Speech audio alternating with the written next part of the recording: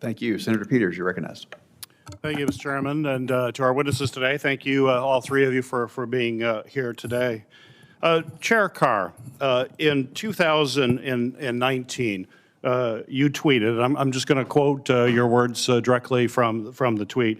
You said, quote, "Should the government censor speech it doesn't like? Of course not. The FCC does not have a roving mandate to police speech in the name of the public interest," end of quote. That was your tweet in 2019. And I'll say I agree with that. I think that was a good tweet in 2019. I think government censorship is absolutely dangerous to our democracy. In fact, according to a book which you may have read, How Democracies Die, written by two eminent political scientists, historically one of the key markers of a slide towards authoritarianism is attacks on freedom of the press. Part of the playbook, we've seen it over and over again. And that's why I was concerned about your actions this year, this fall alone. You have suggested that the FCC go after broadcasters that do not punish comedians. We've heard that here in the hearing. That do not punish comedians who make comments that the president doesn't like.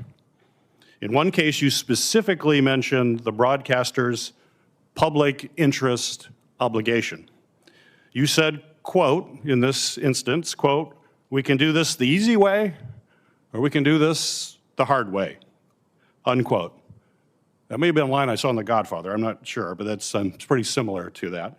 When you threatened to use the FCC to do the very thing you said in 2019 that the FCC shouldn't ever do, be a roving censor. So I hate to say this, but ensuring broadcasters are operating, quote, "in the public interest," I don't believe that means ensuring that no one on TV is ever mean to the president or says something the president may not like. To act otherwise is to basically take a leaf out of the authoritarian playbooks that we've seen around the world. Vladimir Putin comes to mind as someone who openly intimidates and threatens folks in a similar manner. And this can't happen, not in our democracy. So I'm just going to ask you just a simple yes or no question. Will you commit here today that you will not move to revoke any media license for broadcasters or retaliate in any way against broadcast companies merely for choosing to host content that is critical of the president or says something that he may not like? Yes or no? Very simple. Senator, any broadcaster that complies with the public interest standard is not in any risk at all. If a broadcaster is engaging in broadcast hoax or violation of news distortion policy or political equal opportunity, there's going to be work for the FCC potentially there. So yeah, this should be a pretty easy question. Do you think the FCC should protect free speech? Yes. Okay. So if you will not revoke licenses, so we can go back that you will do it. You won't revoke licenses or retaliate if they're simply engaging in free speech? Senator, first of all, the Supreme Court has expressly said there is no First Amendment right to an FCC license. And the Supreme Court has said that the FCC enforcing the public interest standard on licensees is not a violation of the First Amendment or censorship. And you get to determine what is the public interest. So if the president is offended, you think, wow, that's the public interest. No one should ever offend a president. That seems to be counter to our whole history in this country. People are always critical. I don't care who the president is, a Democrat or a Republican. We should be able to make fun of them. That's what a healthy democracy is. You can make fun of your leaders.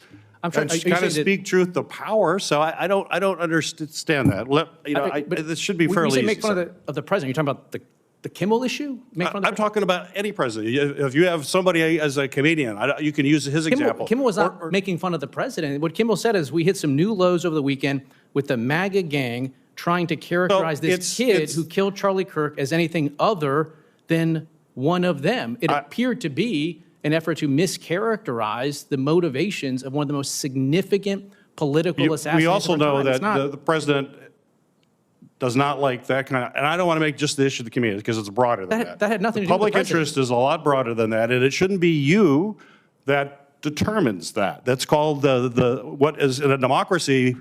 People are free to, Senator, they're free to say things that you may not like, I may not like. But Senator, that's why we always defend that. Well, I'm running out of time here. But Congress passed a Commissioner law Gomez, I'm running out charging of time. the FCC Commissioner with Gomez, enforcing the public interest standard. If they want something different, then they need to change the Carr, law. I've got limited time here. Senator's time is Commissioner Gomez, could I have a few moments, Chair, given the filibuster here?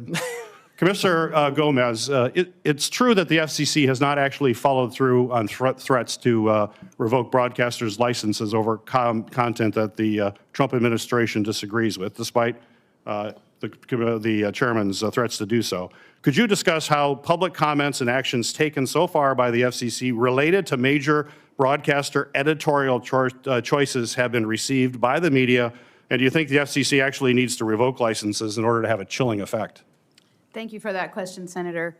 This administration has been on a campaign to censor content and to control the media and others, any critics of this administration. And it is weaponizing whatever levers it has in order to control that media. That includes using the FCC to threaten licensees. And broadcasters are being chilled. We are hearing from broadcasters that they are afraid to air programming that is critical of this administration because they're afraid of being dragged before the FCC in an investigation. It'll be costly. It's still unconstitutional to revoke licenses based solely on content that the FCC doesn't like.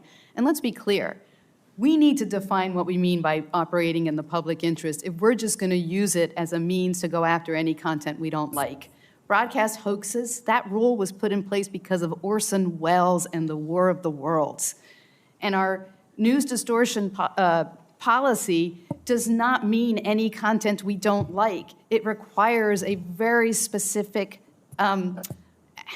circumstance in order to be used, which is why it's really never used. The First Amendment governs what we do, as does the Communications Act prohibition on censorship, and this commission is abusing that. Thank you, Senator. Senator, look, if broadcasters are hesitating today before running broadcast hoaxes or news distortions or Well, rigging it's or my slanted time. news, Thank you. I think I that's a didn't good direct the thing. question to you. Thank you.